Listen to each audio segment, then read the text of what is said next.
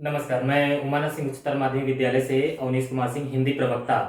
आज मैं आप लोगों के सम्मुख उपस्थित हुआ हूँ। आज मैं आप लोगों को कक्षा 10 का हिंदी व्याकरण पढ़ाने जा रहा हूँ, जिसका प्रकरण है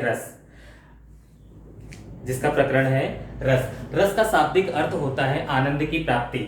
रस का शाब्दिक अर्थ होता है आनंद की प्राप्ति। रस सर्वप्रथम आचार्य भरत मुनि ने अपने ग्रंथ नाट्यशास्त्र में लिखा था। रस सबसे सर्वप्रथम आचार्य भरत मुनि ने अपने ग्रंथ नाट्यशास्त्र में लिखा था। उन्होंने इसका सूत्र दिया था विभावानुभाव व्यभिचारी संयोगाद्रस निष्पत्ति।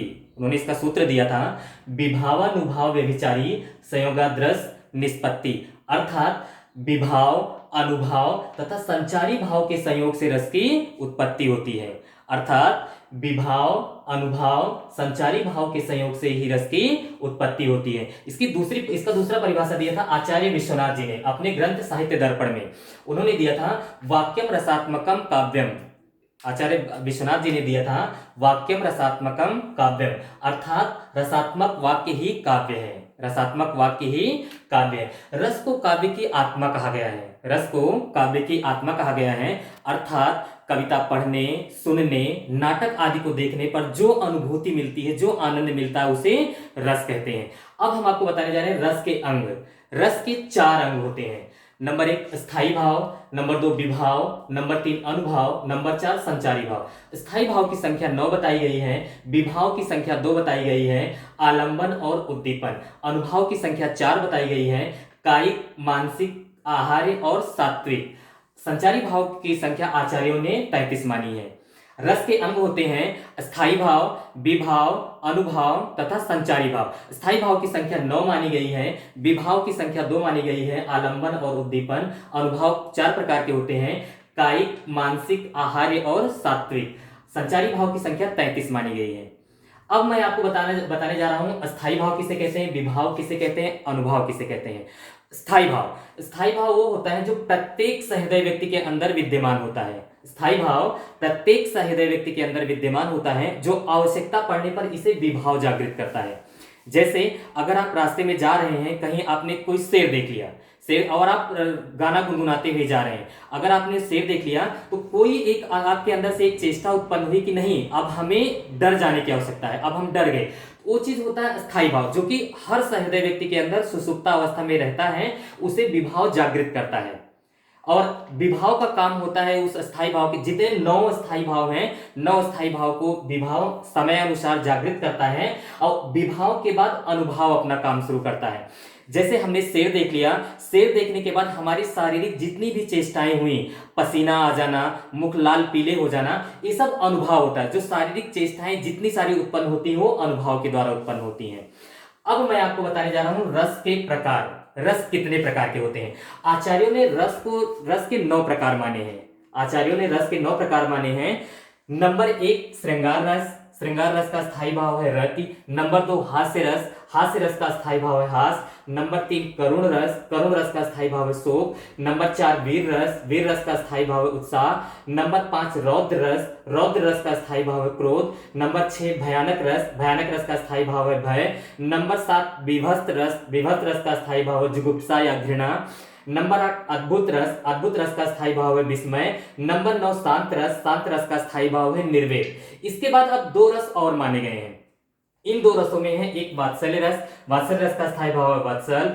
और नंबर 2 भक्ति रस। भक्ति रस का स्थायी भाव है देव विषयक रति। अब एक बार मैं फिर आपको बता रहा हूं कि रस के कितने प्रकार होते हैं। रस नंबर 1 श्रृंगार रस। श्रृंगार रस का स्थायी भाव है रति। नंबर 2 हास्य रस। हास्य रस का स्थायी भाव है हास। नंबर 3 करुण रस। करुण रस का स्थायी भाव है शोक। नंबर 4 वीर रस। वीर रस का स्थायी भाव है उत्साह। नंबर 5 रौद्र रस। रौद्र रस का स्थायी भाव है क्रोध। नंबर 6 भयानक रस। भयानक रस का स्थायी भाव है भय। नंबर 7 विभत्स रस। विभत्स रस का स्थायी भाव है भय। नंबर 8 अद्भुत रस। अद्भुत रस का स्थायी भाव है विस्मय। नंबर 9 शांत रस। शांत रस का स्थायी भाव है निर्वेद। आचार्यों ने अब 2 रस और माने हैं। 2 रसों में नंबर 1 वात्सल रस। वात्सल रस का स्थायी भाव वात्सल। नंबर 2 भक्ति रस। भक्ति रस का स्थायी भाव है देव विषयक रति। अब हमारे सिलेबस में कक्षा 10 के पाठ्यक्रम में केवल 6 रस माने गए हैं। केवल 6 रस हैं। नंबर 1 श्रृंगार रस। नंबर 2 हास्य रस। नंबर 3 करुण रस। नंबर 4 वीर रस। नंबर 5 रौद्र रस। नंबर 6 वात्सल्य रस। कक्षा 10 के पाठ्यक्रम में केवल 6 रस की प्रमुखता मानी गई, केवल 6 रस माने गए हैं। श्रृंगार रस, हास्य रस, करुण रस, वीर रस, रौद्र रस और वात्सल्य रस। एक बार फिर बता दूं, श्रृंगार रस, हास्य रस, करुण रस, वीर रस, रौद्र रस और वात्सल्य रस। अब मैं एक एक रस को आपको अलग अलग बताऊंगा कि श्रृंगार रस किसे कहते हैं, हास्य रस किसे कहते हैं, करुण रस किसे कहते हैं और वीर रस किसे कहते हैं। अब मैं सबसे पहले आपको बताऊंगा श्रृंगार रस किसे कहते हैं। श्रृंगार रस का स्थायी भाव है रति। जब रति नामक स्थायी भाव विभाव, अनुभाव तथा संचारी भाव से पुष्ट होकर रसास्वादन के योग्य हो जाता है। जब रति नामक स्थायी भाव विभाव, अनुभाव तथा संचारी भाव से पुष्ट होकर रसास्वादन के योग्य हो जाता है, उसे श्रृंगार रस कहते हैं। श्रृंगार रस दो प्रकार के होते हैं। नंबर 1 संयोग श्रृंगार, नंबर 2 वियोग श्रृंगार। श्रृंगार रस दो प्रकार के होते हैं। नंबर 1 संयोग श्रृंगार, नंबर 2 वियोग श्रृंगार। संयोग श्रृंगार जहां काव्य में नायक और नायिका के मिलन का वर्णन हो, संयोग श्रृंगार कहते हैं। जहां पर काव्य में नायक और नायिका के मिलन का वर्णन हो, उसे संयोग श्रृंगार कहते हैं। जैसे राम को रूप निहारती जानकी, कंगन के नग की परछाई।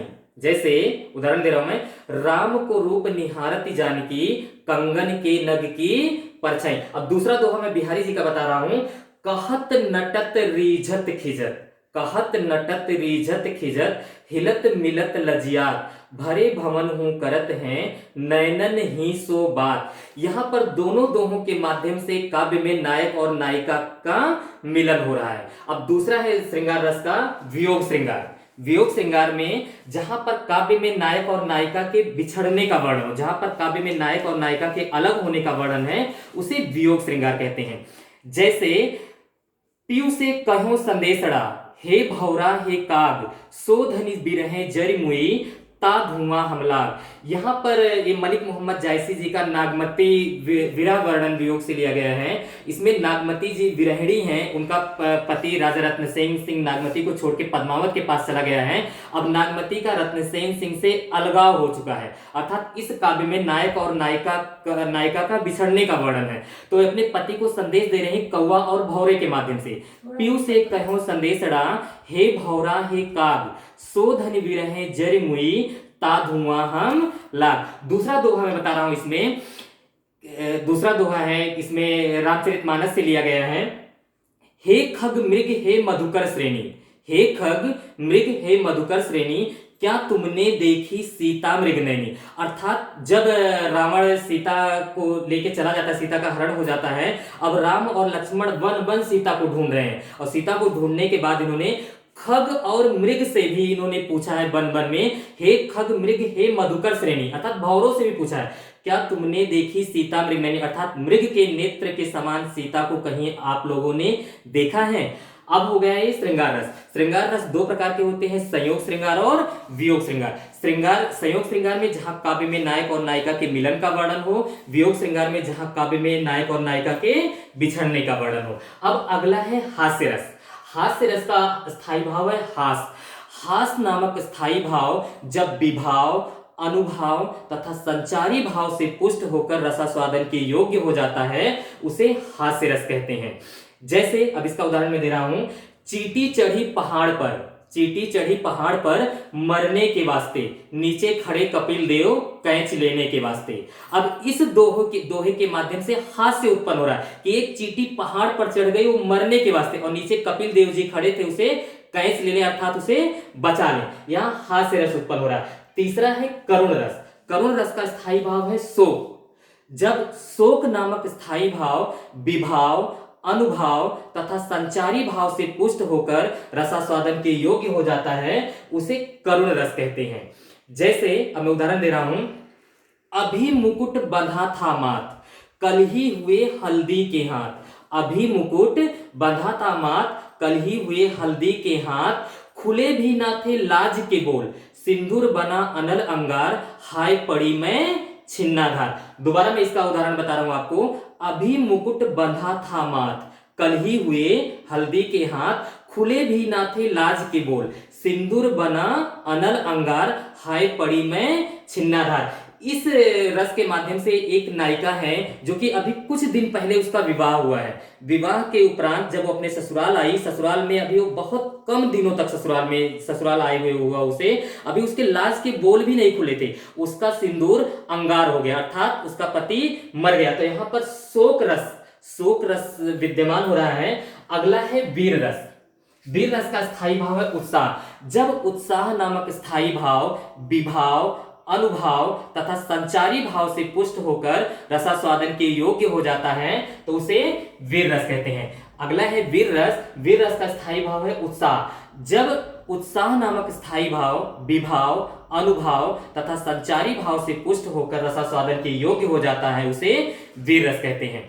जैसे मैं सत्य कहता हूं सखे, मैं सत्य कहता हूं सखे, सुकुमार मत जानो मुझे। मैं सत्य कहता हूं सखे, सुकुमार मत जानो मुझे, यमराज से भी युद्ध में प्रस्तुत सदा मानो मुझे।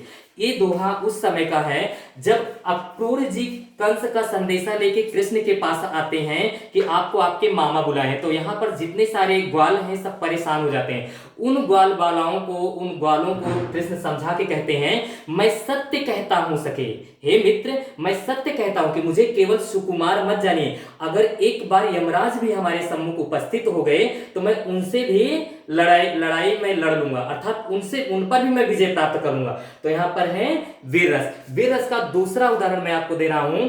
चमक उठी सन 57 में वह तलवार पुरानी थी। चमक उठी सन 57 में वह तलवार पुरानी थी, बूंदे ले हर बोलो के मुख हमने सुनी कहानी थी, खूब लड़ी मर्दानी वह तो झांसी वाली रानी थी। अर्थात जहां पर उत्साह नामक स्थायी भाव विभाव, अनुभाव तथा संचारी भाव से पुष्ट होकर रसास्वादन के योग्य होता है उसे वीर रस कहते हैं। अब अगला पांचवा है रौद्र रस। रौद्र रस का स्थायी भाव है क्रोध। जहां पर क्रोध नामक स्थायी भाव विभाव, अनुभाव तथा संचारी भाव से पुष्ट होकर रसास्वादन के योग्य होता है उसे रौद्र रस कहते हैं।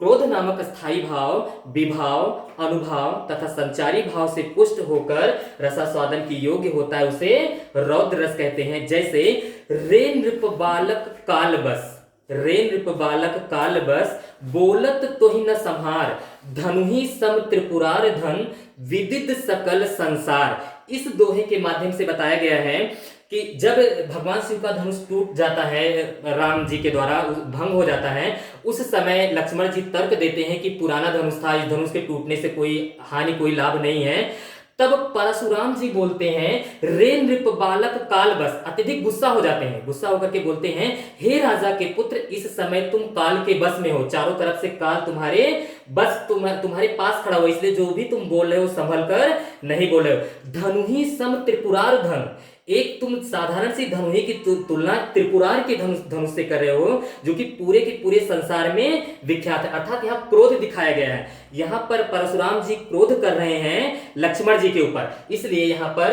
रौद्र रस का स्थायी भाव है क्रोध। क्रोध नामक स्थायी भाव जब विभाव, अनुभाव तथा संचारी भाव से पुष्ट होकर रसास्वादन के योग्य हुआ, वहां पर रौद्र रस हुआ। अब अगला हमारे पाठ्यक्रम में है वात्सल्य रस। वात्सल्य रस का स्थायी भाव होता है वात्सल्य।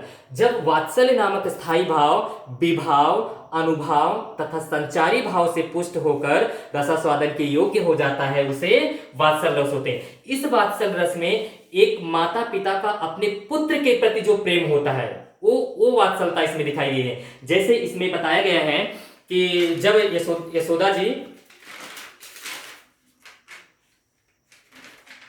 इसमें इसका उदाहरण वात्सल्य रस का है कि जसोदा हरि पालने झुलावे, जसोदा हरि पालने झुलावे, हल रामे दुल रामे मल लावे, जोई सोई कछु गावे, मेरे लाल की आउर निदरिया काहे न आनी सुलावे। अर्थात इसमें यशोदा जी अपने पुत्र कृष्ण को सुला रही हैं और सुलाते समय इस रस में एक माँ का अपने पुत्र के प्रति जो प्रेम है वही वात्सल्य रस है। वात्सल्य रस का स्थायी भाव है वात्सल्य। जब वात्सल्य नामक स्थायी भाव विभाव, अनुभाव तथा संचारी भाव से पुष्ट हो जाता है उसे वात्सल्य रस कहते हैं। धन्यवाद।